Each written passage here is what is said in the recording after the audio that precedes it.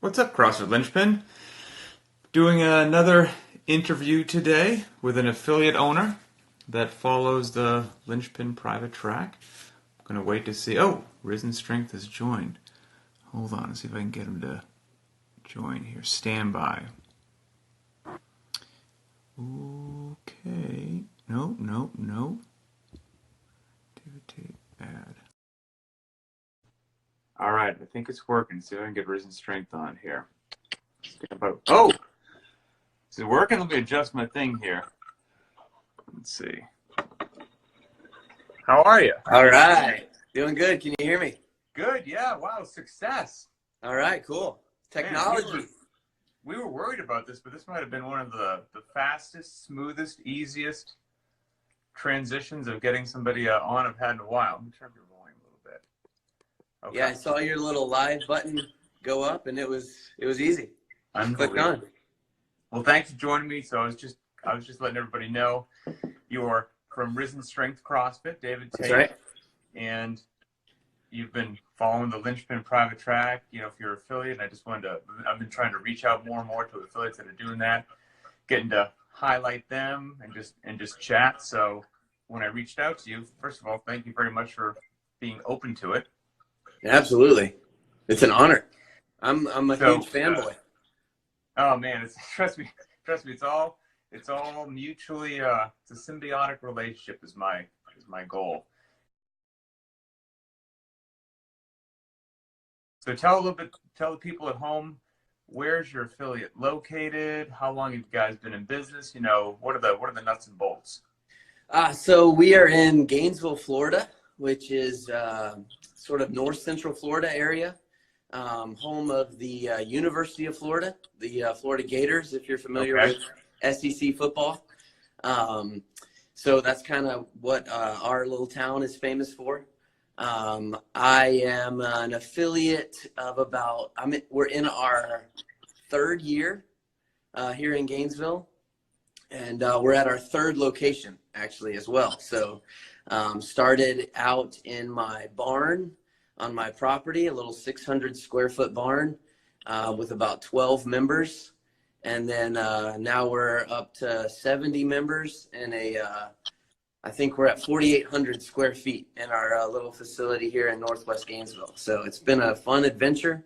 It's been a great ride and excited to see where we're going. That's pretty cool progress and growth in just 3 years. I mean, back in the day, that was a very common story of started in my garage and potentially the barn or wherever, started in a park and then grew and grew and grew. You don't hear those stories so frequently anymore. More and more people are just opening the big box and hoping if they build it, they will come right out of the gate. So why did you start? Because you were employed at the time, right? So why did you start an affiliate on the side? And then how did you know it was time to move? So it was kind of that, like, you leave the level one, and the coaches there are like, grab a PVC pipe and, some friends and just start coaching. And that's kind of how it started. My wife and a couple of her friends would come over in the evening. And I mean, we would use a homemade barbell, a basketball full of sand, tires, and just dirty, rolling around in the dirt.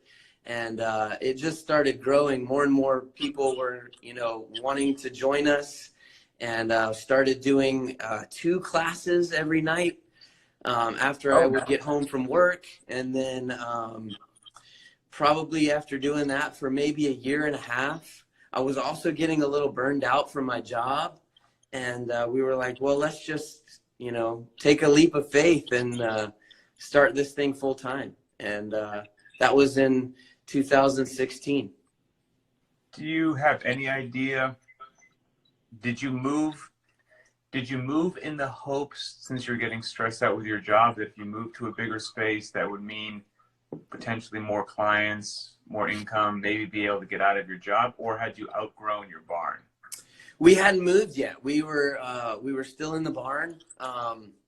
We could actually back up.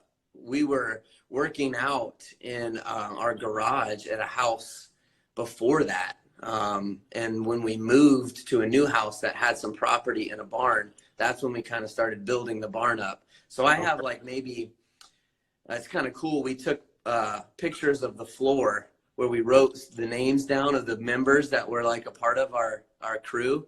And there's like 5 or 6 of them that they were legit working out in the dirt on like gymnastics mats and like, you know, equipment that you would buy from Walmart or something, you know, just homemade barbells and stuff. And then we started building up the barn a lot nicer. You know, I got it poured, a foundation poured, I got walls put up and everything. And I had probably 13 members when I decided, all right, I'm going to quit my job and just do this. And then, wow, that was a leap. Yeah, exactly. So we stayed in the barn for probably 8 months and then started feeling like, okay, we need to move out of the barn a little bit. And that's when we looked for a real commercial space. And you've gone from that first commercial space to now your second commercial space. What was the square footage of the first one? Was that just a space issue that you had to leave and get to a bigger one? So it was a 2,400 square foot nice. Space. And we're actually still in the same industrial complex. Okay. Same landlord. Basically, a unit opened up that had 2 units next to each other. So we basically moved in. Landlord was super cool. He helped us knock the wall down in between the 2 units. Nice. And then we've been here in this space for maybe six months now. Okay. And how would you describe, if somebody hasn't been to Risen Strength CrossFit, how would you describe your average member base? You know, what kind of cut of society is that? So yeah, we're like working moms and dads. We're kind of in that demographic of Gainesville where we've got a lot of working families. The student section of Gainesville is more closer to the southwest, so not a lot of student population up here. I do have a few students that come to the gym, but most of my members are, you know, working moms and dads, professionals, getting into the gym for an hour if they can, 4 or 5 times a week. And what are the popular times? 5:30 a.m. and 5:30 p.m. Early crew. Yeah, the 5:30 a.m. and 5:30 p.m. They are the most popular times. I envy the 5:30 a.m. folks that are able to do that stuff in the morning. I'm just there with a cup of coffee and pointing at things. It is. My wife will do that every now and then before she has to take off. She's a substitute teacher, and she gets the motivation. She'll get up early and do it. And I never have my best workouts at that hour in the morning, but every now and then when I decide to walk out into the garage and knock it out, it feels so good to get it off my plate. And I feel like my day is now open, but it's a special person to get up and do that every day. That's some dedication. It is. And there's a few advantages that they have. I mean, they come in at like sort of the best weather time as well. So it's really good weather for those folks. And yeah, they absolutely love the fact that they can get the workout done. And we have showers here too, so they can take a shower and then head to work and they're good to go. The hardest part of the day is over.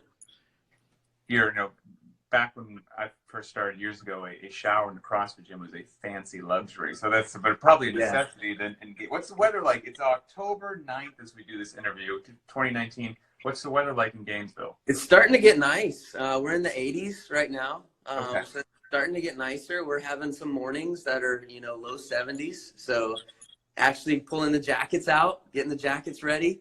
Man. So, yeah. We've got winter coming early. I'm out here in Washington State.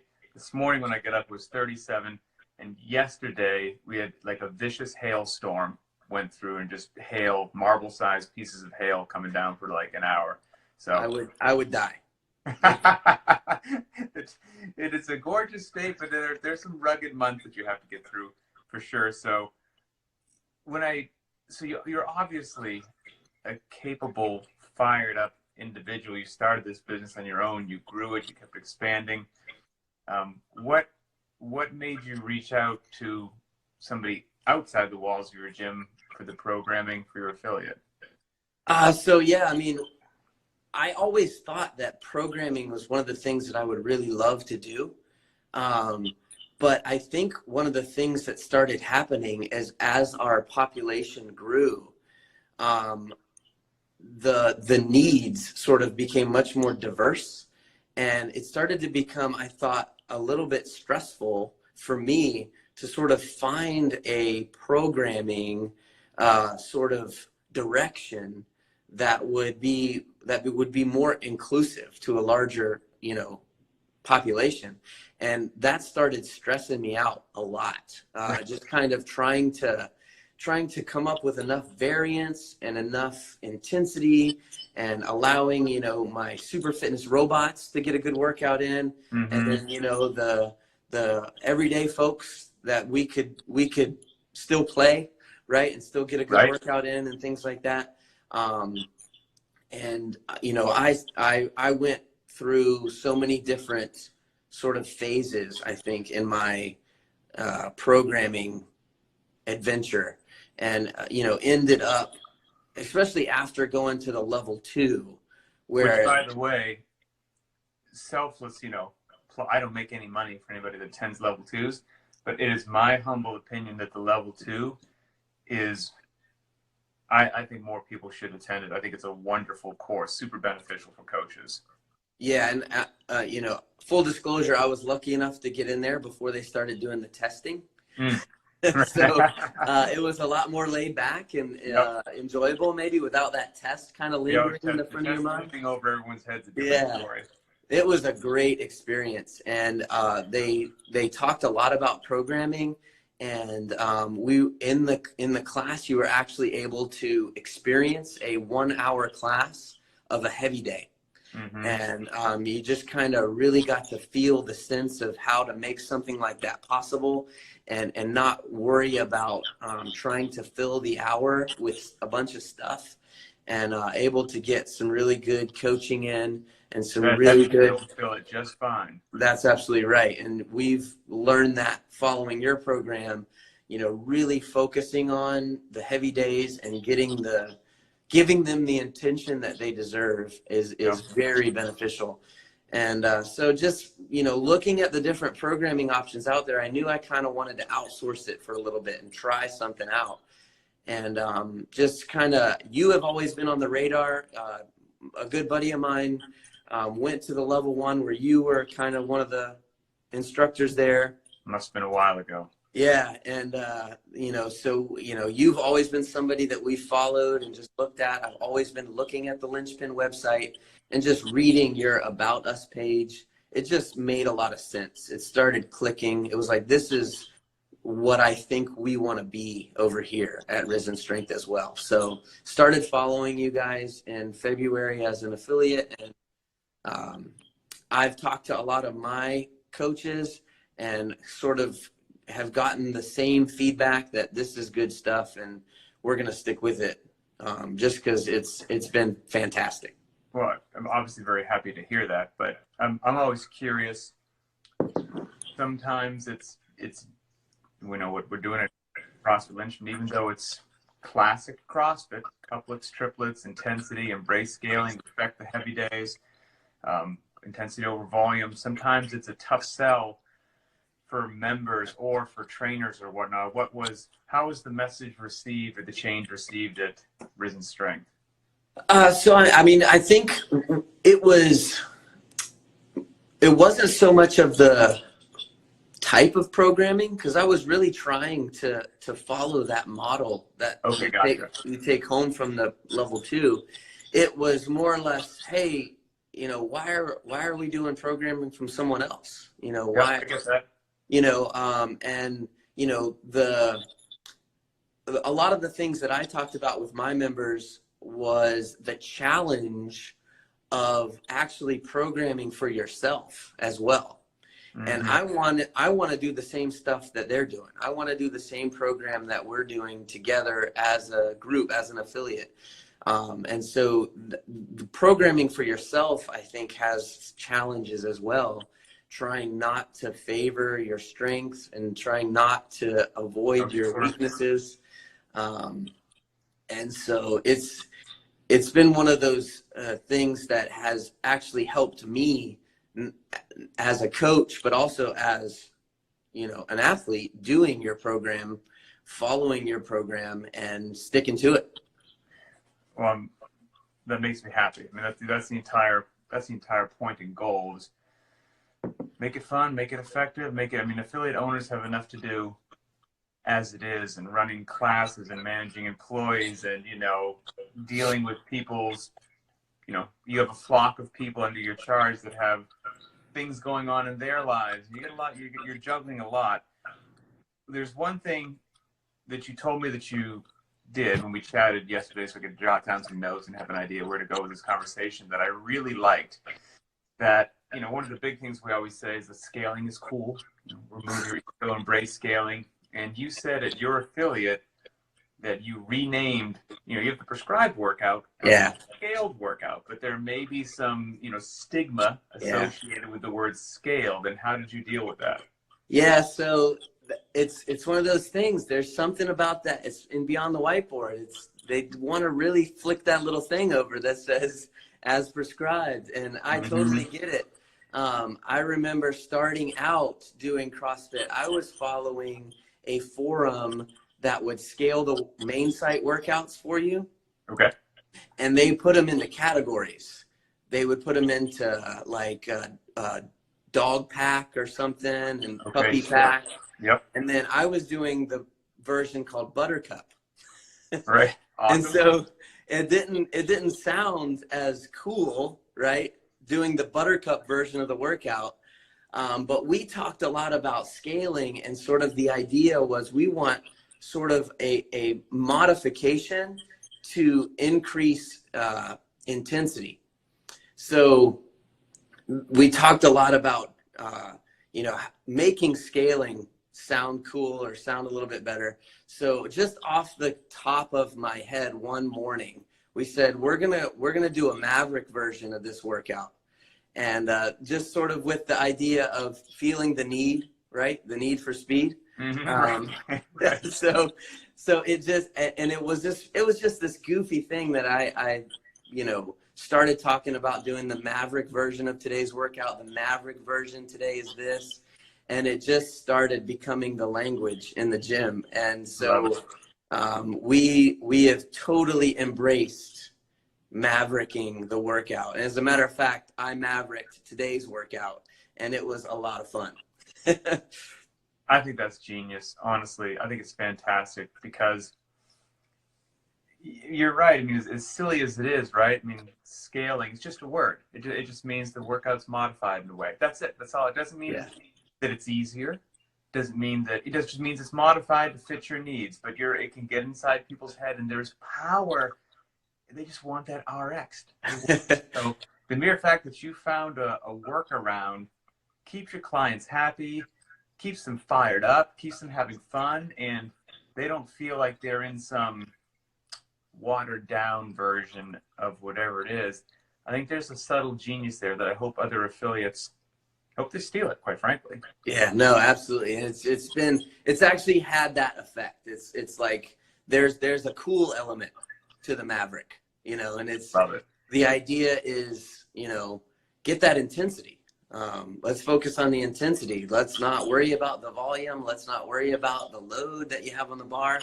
I love in your programming, the desired stimulus is what we use to get people, you know, to find a Maverick version of the workout. So if they're shooting for that in between the super fitness robot time and that average time, we want to find some in between time there, or even make the workout scaled down enough so that you can hit that super fitness robot time. Yep. And just have that. Once I think folks start experiencing that and experiencing that intensity, it becomes a lot easier to go, yeah, I'm going to Maverick this one.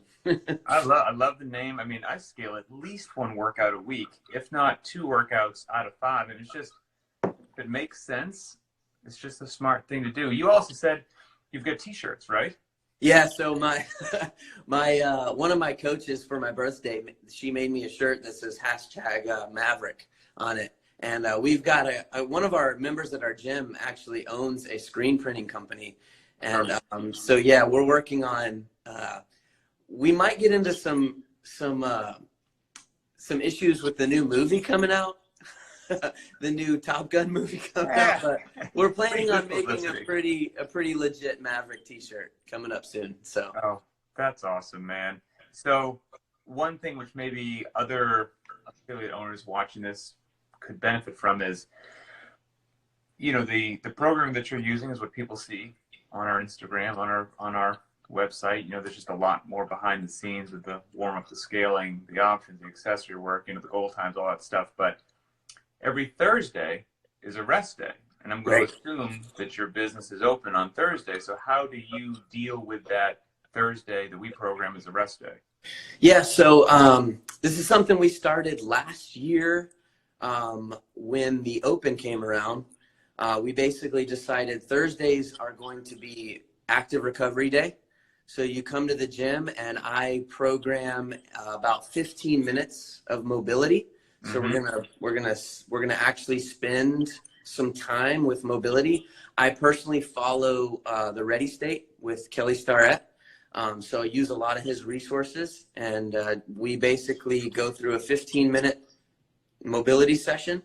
And then what I'll usually do is pick up on some of the accessory work that you program throughout the week and just plug that in. So we get, you know, some good accessory work, whether we're going to work on toes to bar or work on handstand drills or some of the gymnastic stuff. We even did something from the main site where they had you do like the scales and the split thing. Scales are tough. Yeah, we did like 7 minutes of each one of those little letters, and that was pretty good. And so it's just, and I was not sure how that would go, you know, how that would sort of be received by the members, but for the most part, it's been very well received, and a lot of our members really appreciate that Thursday active recovery day, especially with the you know, the Open coming up and not knowing what the workout's going to be on Friday. Getting a good solid rest day, active rest day in has been really helpful. Good, that's fantastic. I got Ryan there. She says we love mobility day. See, there you go. Yeah, you're obviously doing it right. You know, if you've got people watching this who are either current affiliate owners or maybe they've been on the fence about potentially opening a box or whatnot, what's your advice to them, or what do you know now 3 or 4 years in that you wish you'd known on day one? Wow, that's good. I think you really need to make sure you love this. You really need to make sure you love the idea of, you know, getting people motivated to move well, getting people motivated to focus on their mechanics and get good workouts in. And I you know, I tell people I could potentially wear many hats, but I want to be the best coach for you guys as I could be. So I'm going to do my best in, you know, doing continuing education and continuing to read up and study the craft of coaching and focus on my, you know, weaknesses and things like that I can provide. I think so. If you're looking at this thing as a potential career, start doing it, you know, start coaching, just like they say at the level 1, you know, you know, grab a PVC pipe, grab some friends and neighbors, and, you know, just kind of experiment with how well you can maybe see and correct movement. You know, are people receiving your cues well? Are they enjoying you as a sort of coach and mentor in movement? And, you know, I used to work 7 a.m. to 3 p.m. and now I work 4:30 a.m. to 8 p.m.